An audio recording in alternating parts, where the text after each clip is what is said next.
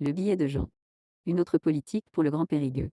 L'avenir de Boulazac serait-ce juste la cooptation préparée par Ozou, maire depuis des années et bientôt ex-maire?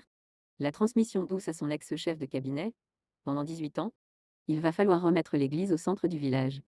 Expliquer qu'il y a des électeurs et des élections municipales. Les citoyens auront-ils simplement le choix? Après des années d'absence du deuxième tour à Boulazac au municipal, les communistes pourront-ils se renforcer? Pourront-ils être crédibles?